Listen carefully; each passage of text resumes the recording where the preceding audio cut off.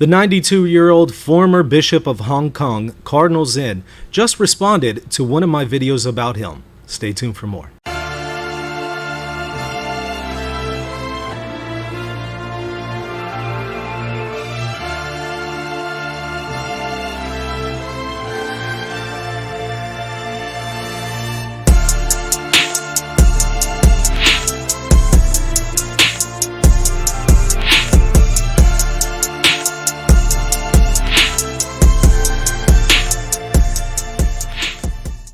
Cardinal Zen has recently come out accusing the papacy of teaching heresy.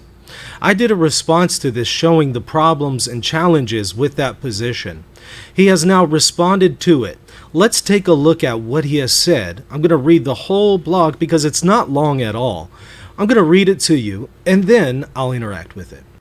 The post is called, "I am accused of not following the hermeneutics of continuity when criticizing the Fiducia supplicans." He says, "I must confess that I have often wasted my time following the program Reason and Theology of Michael Lofton, this big man with a little beard, who would do well to hide his tattoo when he speaks like a theologian. I have been driven by curiosity to hear the hilarious nonsense he says. This time, however, I saw that he was criticizing me. With great seriousness, he is scandalized that I, who insist so much on the hermeneutics of continuity, now dare to criticize the Fiducia supplicans. This means that Mr. Lofton does not even know how to distinguish the different value of the pronouncements that come from Rome. If I remember well, Mr. Lofton has sometimes confessed that he is not a theologian, but it seems to me that he understands the differentiated authority of the Vatican documents less than any one of my catechumens. I speak of the hermeneutics of continuity when speaking of the ecumenical councils, the highest degree of authority of the Magisterium. The Declaration Fiducia Supplicans, instead, is obviously the work of the most eminent Tuccio, even if rubber-stamped by Pope Francis. I dare to say rubber-stamped because a few years ago, in response to the same question about the lawfulness of blessing homosexual couples, the Pope signed a declaration of the Congregation for the Doctrine of the Faith, and there the answer was no, while now the answer is yes. I dare to say rubber-stamped also because in the Fiducia Supplicans, as well as already in the answer to our dubia before the beginning of the Synod, I cannot smell the scent of Pope Francis. I smell instead the pen of the most eminent Tuccio, who would have done better to pursue another career in that other gender of literature, I mean. It will be said that Mr. Lofton is defending the Pope, and nobody can blame him for that. But I am sure his nonsense will not help the Holy Father in any way. I am wasting these minutes of time not to defend myself from Mr. Lofton's accusations, but to invite those who frequent his site to stop wasting their time and perhaps also their money."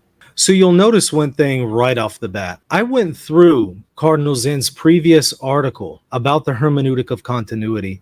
I read it to the audience line by line, and I interacted with it line by line. I also just read this new article line by line, and I'll interact with it line by line. However, he did not respond to my video directly. He doesn't actually quote me. He doesn't represent any of my positions accurately.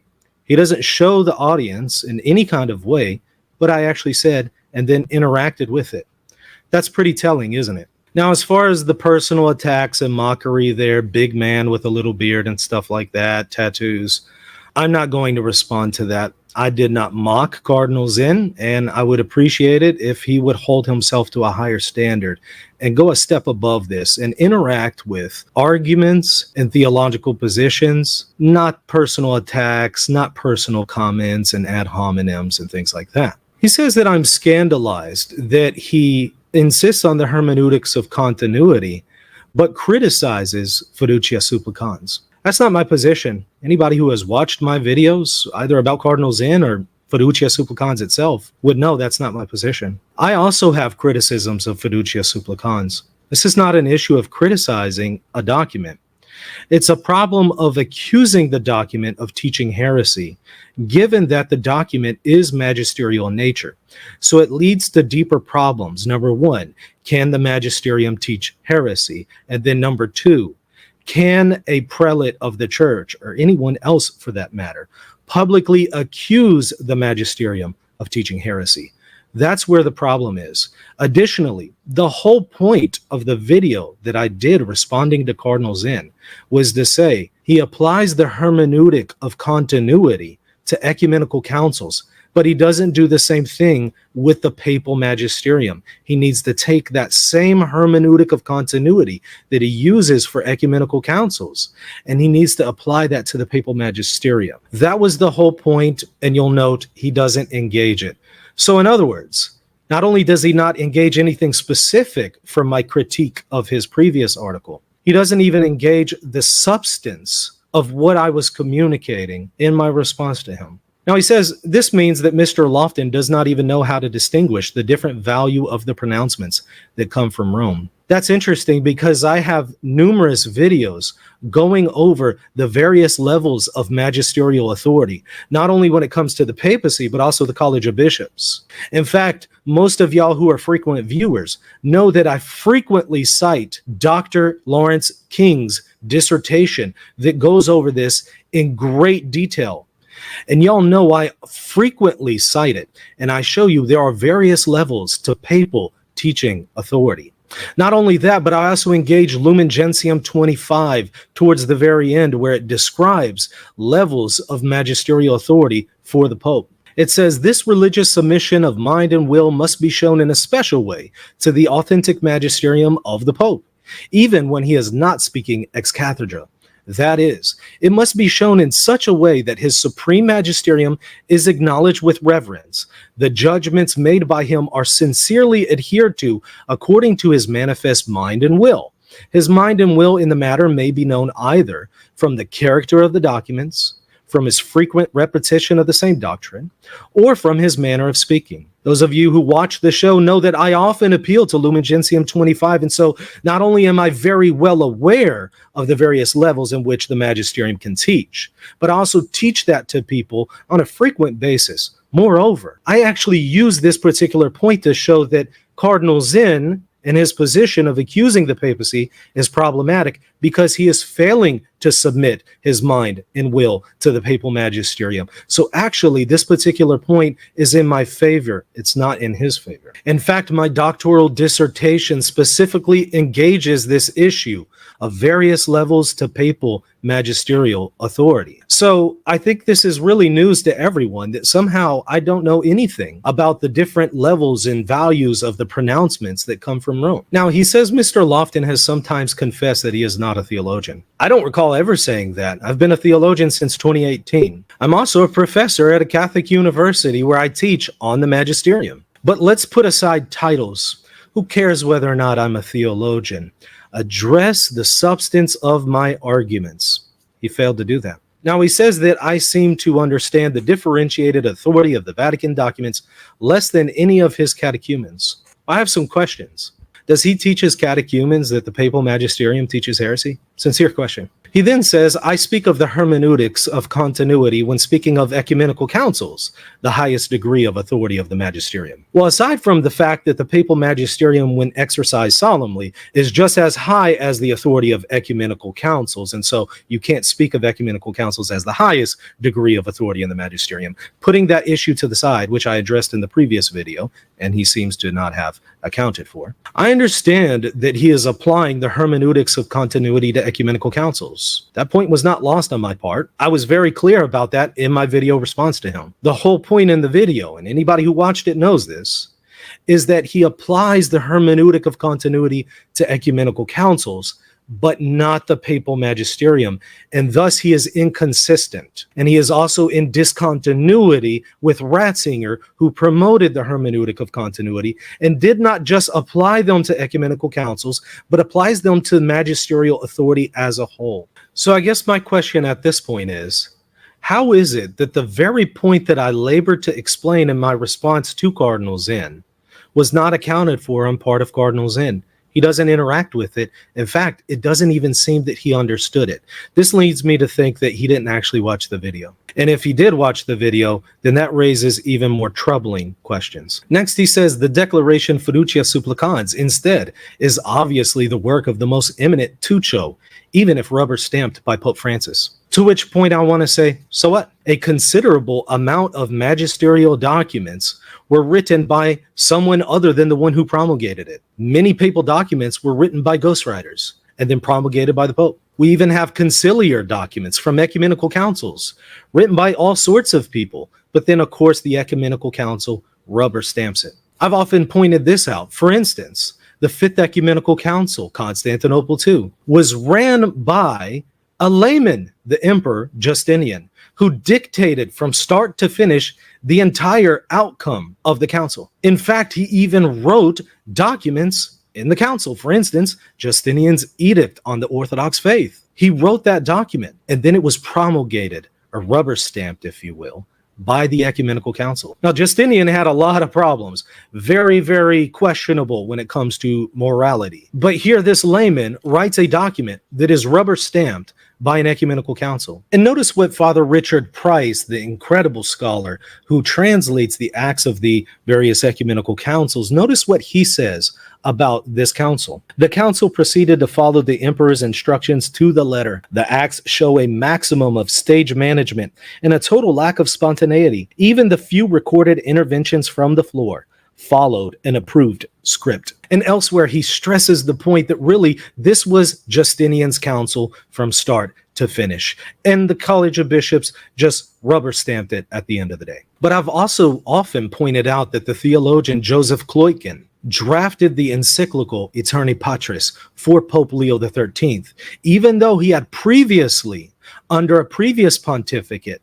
had sex with a nun and was convicted as a heretic. And then his sentence was reduced by a previous pope, and he actually participated in the First Vatican Council. And again, drafted this encyclical for Pope Leo XIII. Leo XIII effectively rubber stamped it. So what is Cardinal Zen's point? Does he really maintain the view that somehow the Pope has to directly write something magisterial in order for it to be authentic and authoritative? If so, then the vast majority of papal magisterial teachings go right out the window. Any basic student of magisterial studies knows that the Pope can either teach directly or indirectly. In fact, oddly enough, before I even saw Cardinal Zen's response to me, I was preparing my lecture for the students tonight at Catholic Polytechnic University. And in my lecture, I go over this very distinction between the Pope teaching directly and personally, or indirectly and vicariously, either through dicasteries or something else. This is a well-known distinction and a very well-known point among anybody who knows the very basics of magisterial studies. So I find it odd that he thinks that I'm the one who is not well catechized here. In fact, the magisterium is very explicit. The Roman pontiff fulfills his universal mission with the help of the various bodies of the Roman Curia, and in particular, with that of the Congregation for the Doctrine of the Faith, in matters of doctrine and morals. Consequently, the documents issued by this congregation, expressly approved by the Pope, participate in the ordinary magisterium of the successor of St. Peter. For those of y'all who watch the channel, y'all know I quote this very often from Dona Veritatis. And the point is, even if something was written by someone else, such as the Dicastery for the Doctrine of the Faith, if it is expressly approved by the Pope, either in common form or specific form, it is ordinary magisterium. It is binding on the conscience. Per lumen gentium, submission of will and intellect is owed to it. Now, various degrees of submission can be discussed, of course, yes, according to the mind and will of the Pope. So yes, we can speak of degrees of assent, but assent nonetheless, not accusations of heresy. In fact, Dona Veritatis is very clear. Public dissent against the magisterium is prohibited. Canon 212 only allows for people to express some of their concerns. However, it cannot be public dissent against the magisterium. Pope Benedict XVI in Dona Veritatis, writing as Cardinal Ratzinger, was very clear about this. And I've often labored to point that out in numerous videos. Of course, this is something that Cardinal Zen does not account for. I wonder if he actually teaches Dona Veritatis to his catechumens. So now my question is, why is it that a cardinal of the church isn't aware of this kind of basic information and doesn't interact with it? So going back to his point about Fiducia supplicans being the work of Tuccio, even if rubber stamped by Pope Francis, it doesn't matter. It was put out by the Dicastery for the Doctrine of the Faith and then approved in common form by the Pope. And according to Dona Veritatis 18, It is binding on the conscience as it is ordinary papal magisterium. Cardinal Zen fails to account for this.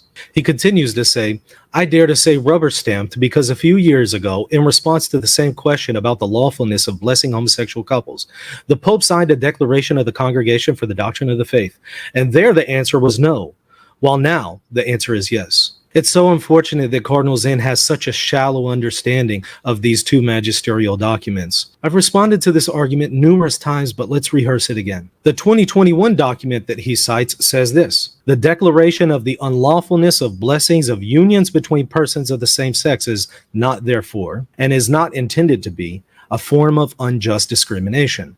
So it's specifically talking about blessing unions of persons of the same sex. And it says this is prohibited and this is not a form of discrimination. It also says for this reason, it is not licit to impart a blessing on relationships or partnerships even stable. In other words, the union, the relationship cannot be blessed.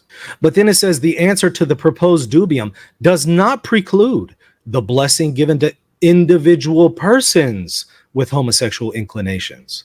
So persons can be blessed. The relationship and union, however, cannot. And then it says, for the above mentioned reasons, the church does not have and cannot have the power to bless unions of persons of the same sex in the sense intended above. Notice that qualifier there.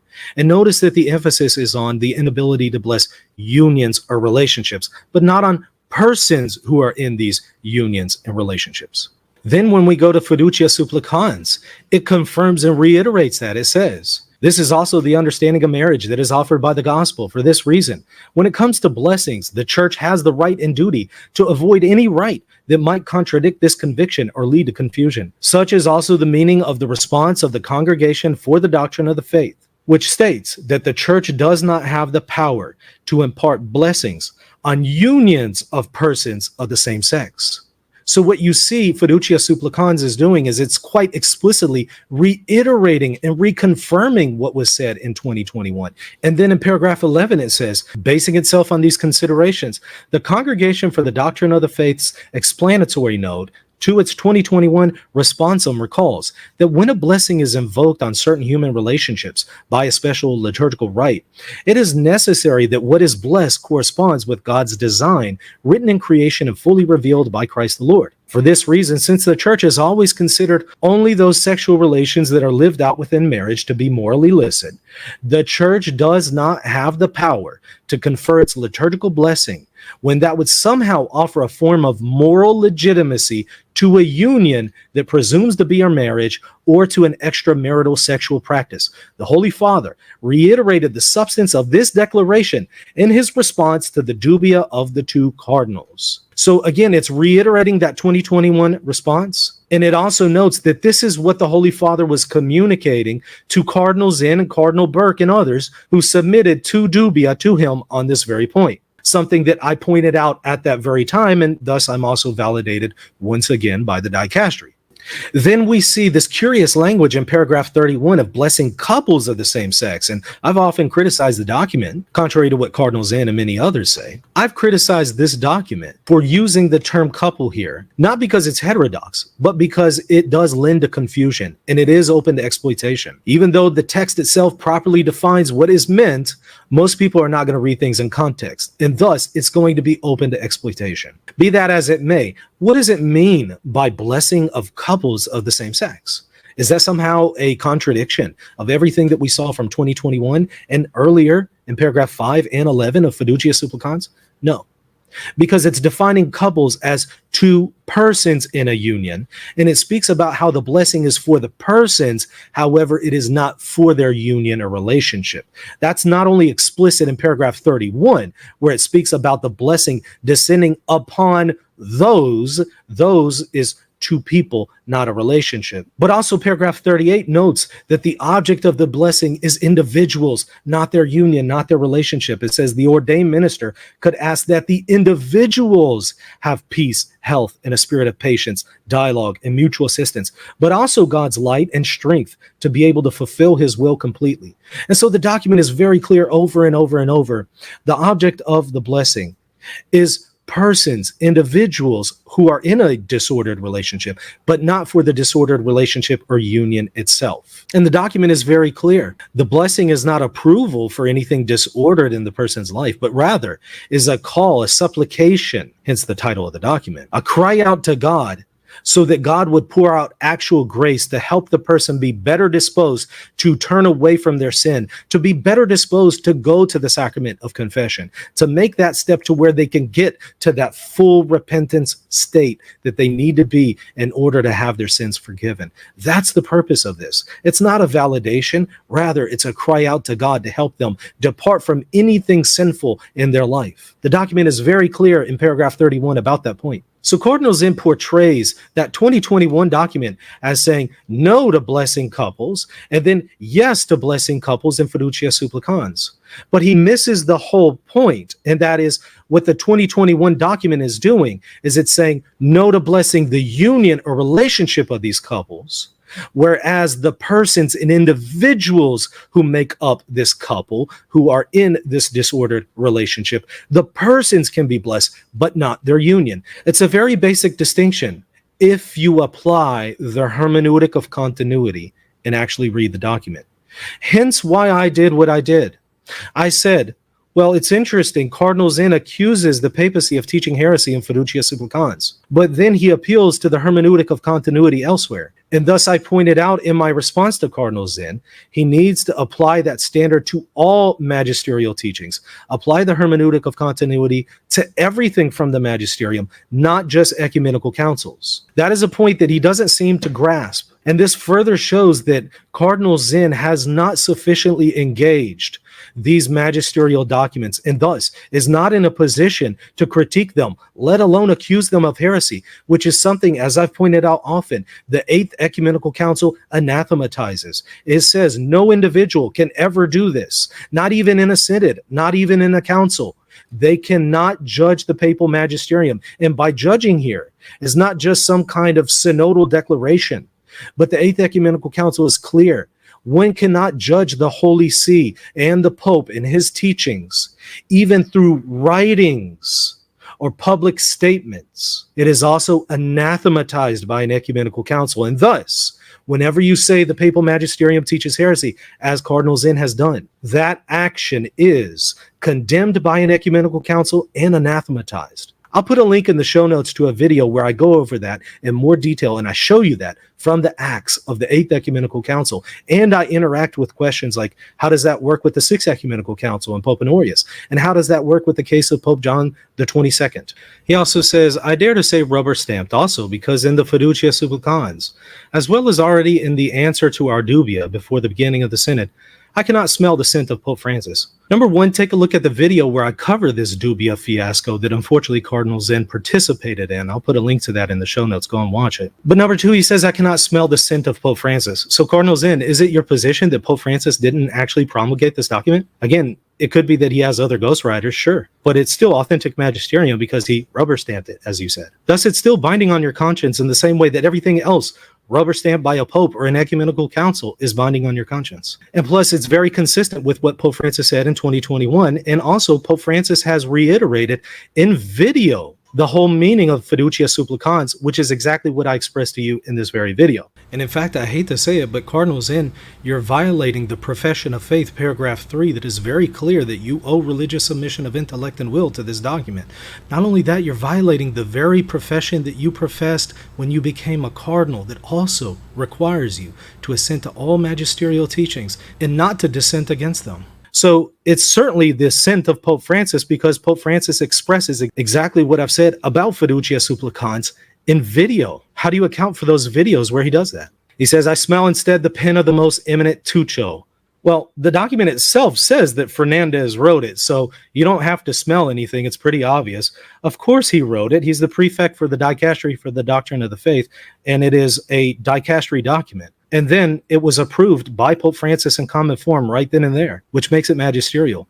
That's a point you're not accounting for. And you're using the hermeneutic of rupture when it comes to interpreting this document and that 2021 document by the same dicastery and the same Pope. You're doing exactly what the liberals do whenever they try to read something by Pope Francis as not in harmony with something that previous, perhaps preconciliar documents said about the magisterium. This is what the modernists and this is what the liberals do. They read the magisterium in discontinuity with previous magisterial documents, not with a hermeneutic of continuity. They engage in this hermeneutic of rupture. And I've pointed out Cardinal Zen engages in this hermeneutic of rupture when it comes to the papal magisterium. And thus he doesn't have a basis to critique those who dissent against the papal magisterium in other areas. And he's also not being faithful to Benedict's legacy with the hermeneutic of continuity. But I also have to say, in reference to the snide comment about Cardinal Fernandez, it is absolutely demonic, the hatred that these guys have towards Cardinal Fernandez. They drag up things from the past, misrepresent them, and continue to throw it in his face. I wonder if we did the same to Cardinal Zen, how he would feel. It is absolutely satanic the way they hate this guy. And it's also disrespectful to the very one that Pope Francis has put in charge of the dicastery for the doctrine of the faith. Now, he also says it'll be said that Mr. Lawson is defending the Pope, and nobody can blame him for that. But I'm sure his nonsense will not help the Holy Father in any way. That's interesting because numerous people have told me that I have helped them gain confidence in the magisterium, confidence in Christ's church, faith in Jesus Christ and his church and his divine promises for his teaching authority on earth. Those of you who have benefited from this channel, I encourage you to stand up and speak up because it seems Cardinal Zen is not aware that you exist. Then he says he's wasting his time even addressing me. Well, if that's the case, why address me? And after that, he appeals to people to stop watching me and stop supporting me. I thought these guys were against the cancel culture. And I find this very odd because he's very explicit that he promotes and watches Taylor Marshall's videos, but somehow wants to cancel mine. Taylor Marshall very clearly is laying the groundwork for sedevacantism. This is why so many in his audience have become sedevacantists. Taylor Marshall teaches that the papacy and an ecumenical council teaches heresy. He fosters dissent, hate, and lies against the Holy Father. Cardinal Zen loves that, but the one channel that defends the magisterium, shows all of these lies and slanders against the Holy Father are wrong and inaccurate, builds people's faith in the magisterium, teaches and catechizes people about the magisterium. He says this one show that does that is somehow not worth watching and not worth supporting. If you've appreciated this show, I want to hear from you. And if you've benefited from the channel, please consider supporting it. Now, let me just briefly address the issue about tattoos. I got these tattoos when I wasn't a Christian, when I was living a profligate life, before I turned to Jesus Christ. To continue to bring this up somehow as a point against me is incredibly pharisaical. And this is also one of the reasons why some people don't go to church. They feel judged by people like Cardinal Zen, who will tell them, cover up your tattoos. In point of fact, it's 85 degrees right now here in this studio, even with the AC on. 85 degrees in Louisiana. That's a lot of humidity. I am so sorry that sometimes I wear short sleeves that reveal my tattoos because it's very hot here. I would hope that a person isn't so scrupulous and pharisaical as to somehow use that against me. And by the way, even with long sleeves on, you can still see my tattoos. Now, I want to read to you the thoughts of a very holy priest that texted me about this situation. This is a Latin Mass priest, really faithful, really holy. Listen to what he says about Cardinal Zen's article. Is that seriously from Cardinal Zen? The tone is unbefitting a prince of the church, especially in speaking about a fellow Catholic as yourself. He's also fostering even greater lack of charity on the internet. He also shows a lack of knowledge of the magisterium. I'm very disedified by it. Take the high road in responding, as I'm sure you will. Prayers and blessings for you. Well, in keeping with that sentiment, I won't respond to the personal attacks or mockery. I'll just simply say I am honored that a cardinal mocks me for defending the Catholic magisterium. It's a badge of honor for me. And for all the other usuals that are using this as an excuse to jump on the bandwagon and trash me online, I'll continue to pray for you guys and ask you to follow the magisterium and turn away from your dissent against Christ's teaching authority on earth. Lastly, Cardinal Zen, you're 92 years old. I hope you live very long, but it's likely that you're going to meet the Lord soon and stand before him soon. I want to ask you something. You've served the church for years as a minister in the body of Christ. But now at the very end of the race, you've chosen to attack the Catholic Church and its teaching authority. You falsely accuse the papacy of teaching heresy. You're leading people astray in this matter and others. Is this really something you want to give an account to before God? I really hope that you examine your conscience and ask, is this really something you want to give an account for? I'll also add, examine your heart and see if there's pride there. Please examine your conscience, because you'll give an account before our Lord. And I'll do the same. I'll go to confession on Wednesday. I hope you join me as well. And I'll also add, if you state anything further, I encourage you, go a step higher than this. You're better than this. You don't have to mock and go below the belt. You wouldn't like it if people did that with you. Instead, engage the arguments. Engage the facts. I think that would be much more productive. Now to the audience, hit that like button, hit the subscribe button. There's already people jumping on the bandwagon, attacking the channel, and calling for its cancellation. Show them that you appreciate content that defends Jesus' teaching authority on earth today. If you've benefited from the channel in the past, hit that subscribe button, hit that like button, and also consider supporting me at patreon.com/Reason in Theology. God bless. Hey friends, I'm now teaching as an adjunct professor at Catholic Polytechnic University, and I am excited to announce that we will be offering the first ever Magisterial Studies certificate program.